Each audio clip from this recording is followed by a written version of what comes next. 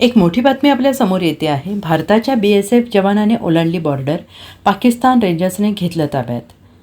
देशात एकीकडे पहलगाम दहशतवादी हल्ल्यानंतर सर्व स्तरातून तीव्र संताप व्यक्त होत असताना दुसरीकडे बॉर्डर सिक्युरिटी फोर्स म्हणजेच एका BSF जवानाने सीमारेषा ओलांडली आहे. बॉर्डर ओलांडून पाकिस्तानच्या हद्दीत गेलेल्या भारतीय सैन्य दलाच्या जवानाला पाकिस्तानी रेंजर्सने ताब्यात घेतल्याची माहिती समोर येते. फिरोजपूर स्थित सीमारेषेवरील ही घटना असल्याचं समजतं आहे. सीमारेषेवरील एका शेतकऱ्यांच्या देखभालीसाठी 2 BSF जवान तैनात करण्यात आले होते आणि यापैकी एका जवानाने सीमारेषा पार केल्याने तो पाकिस्तानी रेंजर्सच्या ताब्यात गेला आहे.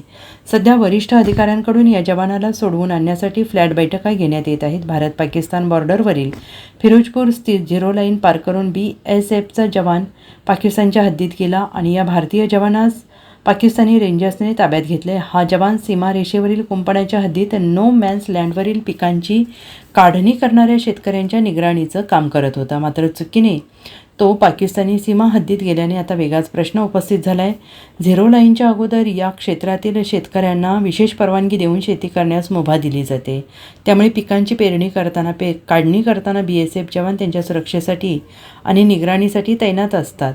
या शेतकऱ्यांना विशेष किसान कार्ड दिलं जातं. या झिरो लाईनवर फक्त खांब बसवण्यात आले असून कुंपण रेषा त्या अगोदर आहे.